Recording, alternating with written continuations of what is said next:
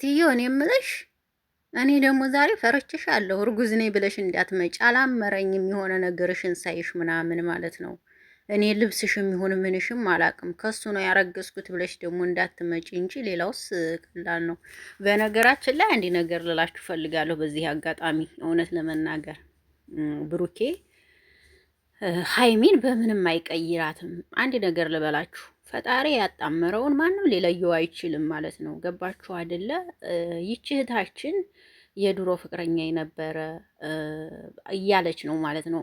ለዚች ልጅ አንድ ነገር ልበላት፣ የድሮ ፍቅረኛሽ ከሆነ ቡታጅራ እያለ እንደዛ እንደነበረ ለምን ሙጭጭ ብለሽ አልቀረሽም?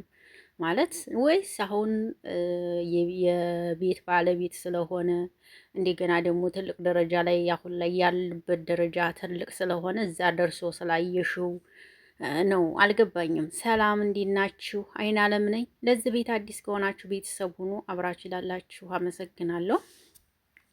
በነገራችን ላይ እኔ በጨረቃዎች መስራት ትቻለሁ፣ ግን እስኪ ዛሬ ለዚች ለልጅ አንድ ነገር ለማለት ነው የመጣሁት እውነት ለመናገር እና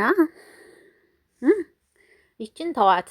ለመፈመስ ወይም ደግሞ ቻናል ለመክፈት ስለፈለገች ነው እንጂ ሲጀመር ከዚች ልጅ ጋራ ብሩኬ ንክኪም እንደማይኖረው እርግጠኛ ነኝ። በፍጹም ከዚች ጋር ንክኪ የለም። ሲጀመር ልጅቷ ለመፈመስ ወይም ደግሞ ቻናል ክሬት ለማድረግ ሲፈለግ ነው እንደዚህ የሚኮኑት እንጂ ብሩኬ ከዚች ልጅ ጋራ ምንም ነገር ያለው አይመስለኝም።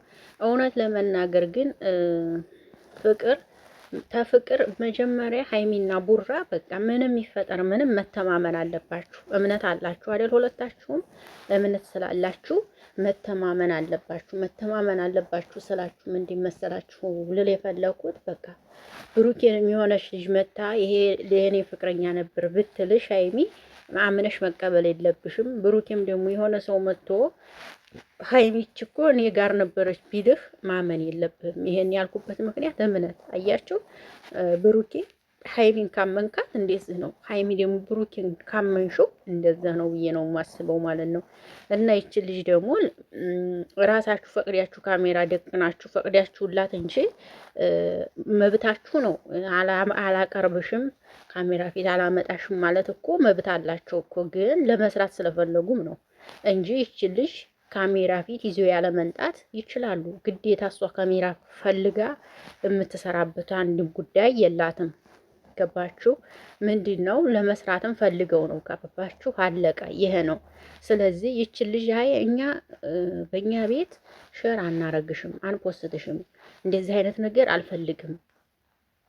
መጨረስ ካለብን ከካሜራ ጀርባ እንጨርሳለን። ያለያ ደግሞ ሁሉም ነገር ይቀራል እንጂ እኔ እንትን አልልሽም ብትባል ይቺ ልጅ ማለት ነው የምሬ ነው የምላችሁ ካሜራ ላይ በፍጹም አትመጣም። ግን ፈቅደውላት ነው አይደል? በቤቱ ፖስት ያረጋት እኮ ተፈቅዶላት እኮ ነው። ታልፈቀደላት እኮ ፖስት ማድረግ እኮ አልችልም ብሩኬ። ስራ ቢሆን እንጂ ስራ ባይሆን ኑሮ ይችን ልጅ በቤቱ ሼር አያረግም ብሩኬ። እውነቱን ነው የምነግራችሁ። አንዳንዶቻችሁ ሊገባችሁ ይገባል። ምክንያቱም መስራት አለባችሁ። በነገራችን ላይ ግን ሀይሚና ቡራ እንደዚህ አይነት ቪዲዮ ሳይሆን ሲሰሩ የሚታይላቸው ፈገግ እያሉ ሲመጡ ነው። እውነት ለመናገር እንዲህ አይነት ቪዲዮ ሲሰሩ በፍጹም አይታይም። አሁን ብሩኬ ትናንት ነው የሰራው 100 ምናምን ሺህ ነው የታየው፣ 163 ሺህ ምናምን አካባቢ አልታየም። በፈገግታ ሲመጡ ግን እስከ 200 ሺህ በላይ ይታይላቸዋል። አያችሁ አይደለ? ይሄ ነገር ስላለ ፈገግ እያላችሁ ብትመጡ ለእናንተ ጥሩ ነውና ይቺ ልጅ ዛሬ ብታሰናብታት ጥሩ ነው። ብሩኬ አንተም ባልሆነ ስምብታ የሚነሳ በሌለብህ ጸባይ ባላደረከው ነገር ለስራ ተብሎ ሰው በአይነ ብርሃኑ የሚያየውን ነው ተመልካች የሚያየውን ነው የሚፈርደው። ገባ? አንተ ደግሞ ሌላ ሰው ነህ ከካሜራ ጀርባ። ስለዚህ እሷ ደግሞ ትናንትና ስታወራ የነበረው ነገር ትክክል አይደለም። ስለዚህ ከካሜራ ጀርባ ያለውን ነገር ብትጨርሱት ጥሩ ነው። እንደዚህ አይነት ነገር ካሜራ ላይ ይዛችሁ ባትመጡ አሪፍ ነው ባይነኝ ማለት ነው። እሷ ለመፈመስ ነው እንግዲህ ወይም ደግሞ ቻናል ለመክፈት ነው። ምክንያቱም አሁን ላይ ሁሉም ሰው ብር ይፈልጋል። ብር ነው ገባችሁ? ብር እንዲኖራቸው ይፈልጋሉ። እና በተለይ የቡታጅራ ልጆች በጣም ትንንሾቹም ትልቆቹም በቃ ስልክ አሪፍ ስልክ ገዝተው እንዲህ አይነትን ነገር ለመስራት ነው በቃ ቤተሰቦቻቸውን የሚያካልቧቸው ስልክ አሪፍ ስልክ ማለት ነው። እንግዲህ ያው አሪፍ ስልክ ከሌላችሁ ምንም ነገር መስራት አትችሉም። ሳምሰንግ ወይም ደግሞ እነዚህ አይፎኖች ምናምን ከሌሏችሁ ቲክቶክ መስራት አትችሉም፣ ዩቲዩብም መስራት አትችሉም፣ ቪዲዮ መቅረጽ አትችሉም ማለት ነው። እነዚህ አይነት ስልኮች ከሌሏችሁ እነሱ ስልኮች ቤተሰቦቻቸውን እየያዙ ያስገዛሉ። ከዛ ካስገዙ በኋላ በቃ እንዲህ አይነት ስራ ለመስራትና ለመጀመር ነው ፍላጎታቸው ማለት ነውና ይህን ነው እምለው። በነገራችን ላይ ክፉ አትናገሩ። እውነት ለመናገር ብሩኬንም ቢሆን ክፉ አትናገሩ።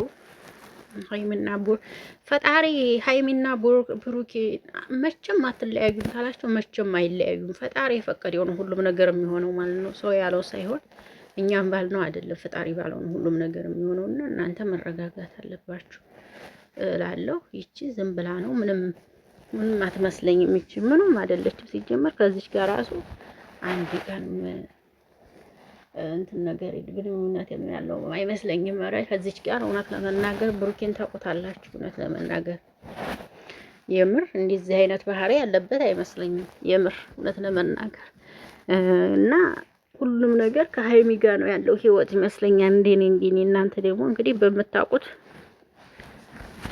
መፍረስ ትችላላችሁ። የኔ ፍርድ እንግዲህ ነች፣ ግን አላመረችኝም አመጣጧ ዛሬ እርጉዝ ነኝ ማለትሽ አይቀርም። በቲክቶክ እንደውም እየፖስተቷት ነው እርጉዝ ናት እያሉ። ለማንኛውም የሚገርም ነው ዘንድሮ።